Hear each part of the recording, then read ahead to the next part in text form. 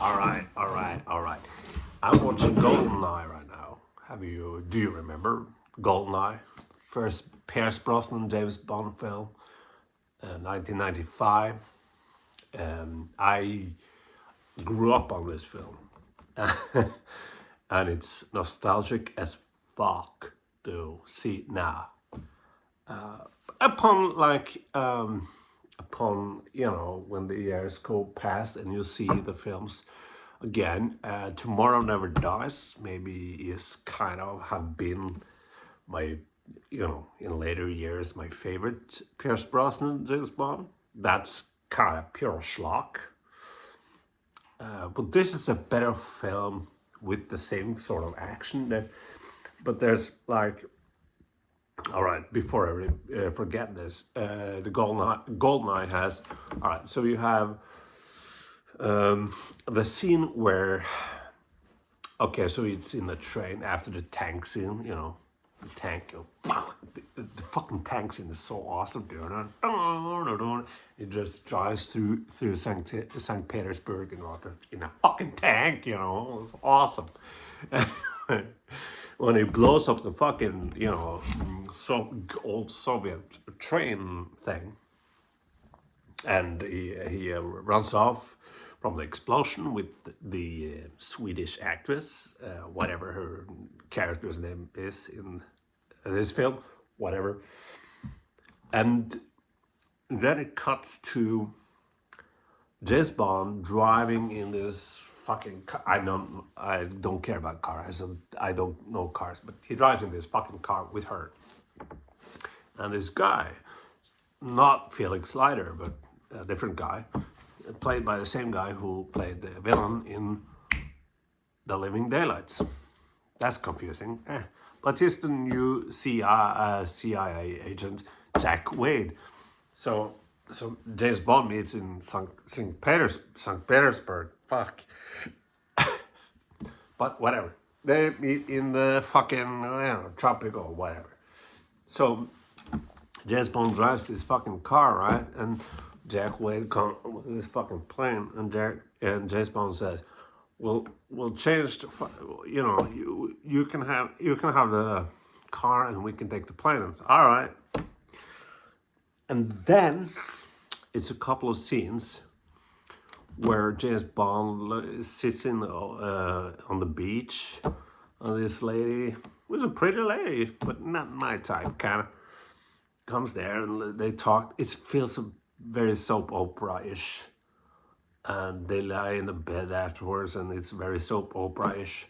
And then it cuts to them driving flying the plane in Cuba, where they're supposed to go.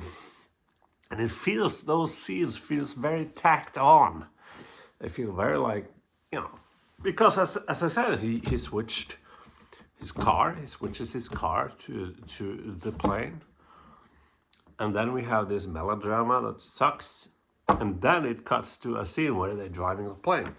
It feels like reshoots or some, they could ignore. Either than that, it's a pretty fucking awesome film, Yes, I've had a few. Why not? But fucking opening of it. Okay, so here's another negative though. That's the other negative is the composer. So, fuck. The composer. The composer makes a brilliant choice, which he did kind of in also Leon the Professional, same composer, and also in the Fifth Element. However, in Goldeneye, kung kung kung ka. It makes his sound design with score, which I greatly appreciate. It's kind of like kung kung kung, like in there's a metallic sound around it, like kind of like Terminator 2 in a way. But sometimes, other times, in the scene where James Bond drives the Austin Martin in the beginning, with this shrink and this you know, X-Men lady. What's her face? Sina on the top. What's her face? I don't care. Fucking care. Whatever her face. Drives a red Porsche. Whatever. You know. Yeah. Oh yeah. The score. The score in that scene is awful. It's terrible.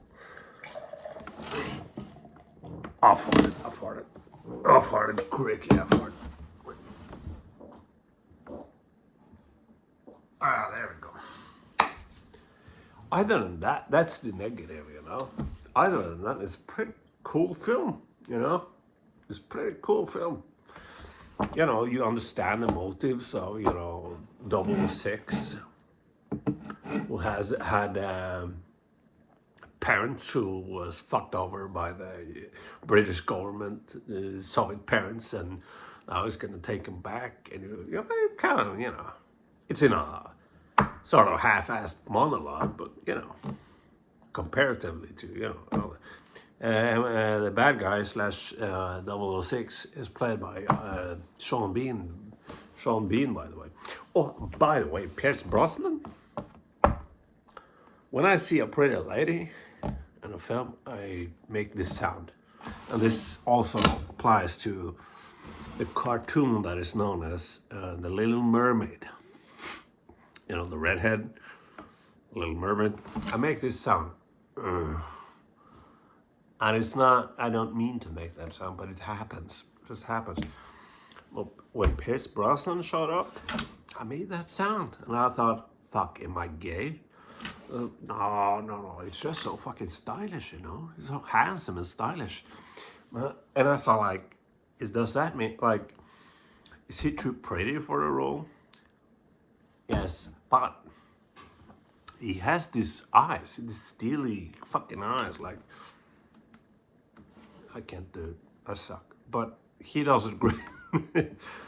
Also, what I fucking like is that after Daniel Craig era, you know, it's nice to see, I don't know, whatever. Nice to see someone that's not like fit and trained and like muscles everywhere. It's just like me. Well, a little bit better than me, but it looks like a guy, you know. And when he fights, he just uses his head when he fights. I appreciate that. Yeah. I don't care for, yeah, and also, yeah. This, it's a very, if you remember the last film, License to Kill, that came out. Also, License to Kill, people say that's a good movie. I've seen it a couple of times, 5, 6, 7 times.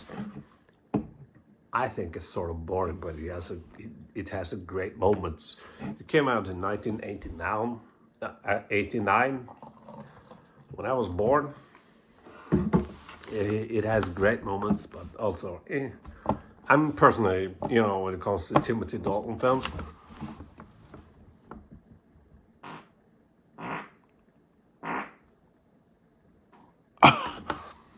I'm a View to a Kill guy. No, View to a Kill, that's the, what's his face? Whatever, fuck it. No. New to Kill. That isn't, it's not entertaining if I try to fucking think. Whatever. But Goldebeye. It's a feminist film, you know. First of all, it starts with like him, you know, meeting, well, shagging the, okay, so he's shagging the psychologist lady. That's, you know, I have a thing for women like that, so I don't see that. But M comes in, I'm a woman. Oh, she's a woman. She calls James Bond a sexist, misogynist, dinosaur, blah, blah, blah. Also,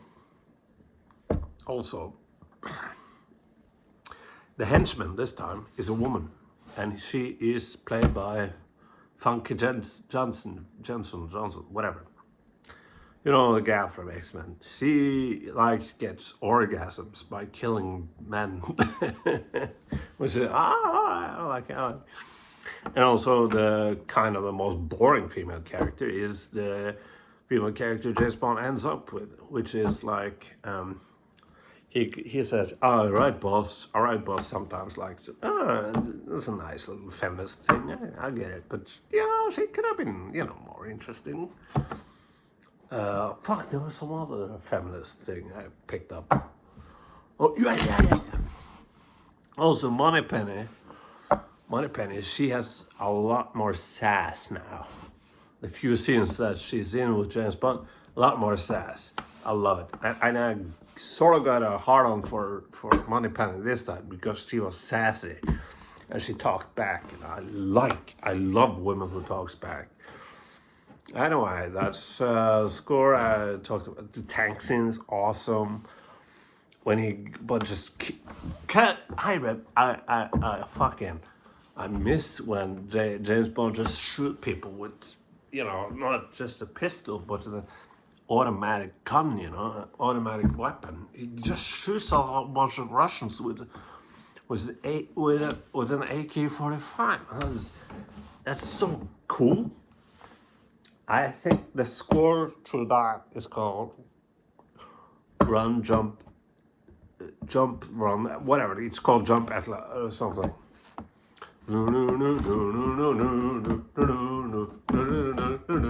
So that plays when he is escaping from the, Soviet bunker thing.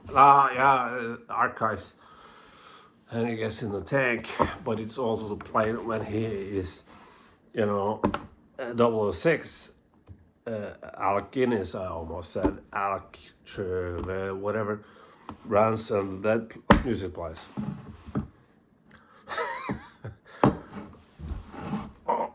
Oh, there we go. And opening is great. Fuck yeah.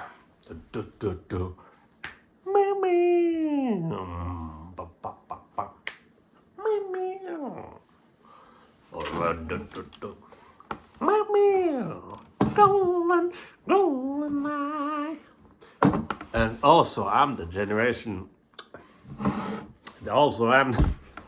I'm the generation who played Goldeneye on Nintendo 64.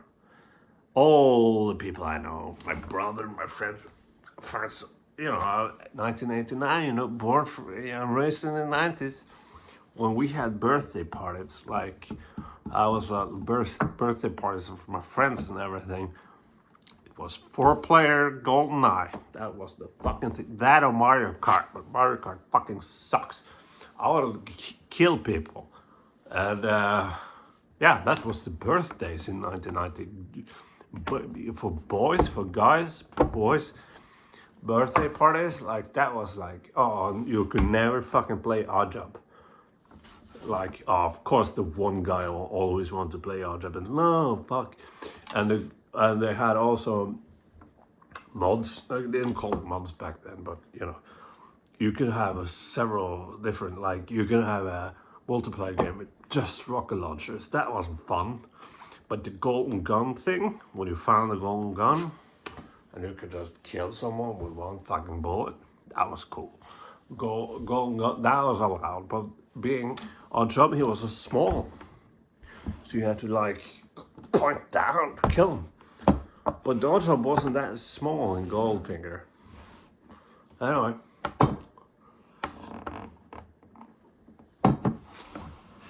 Bye.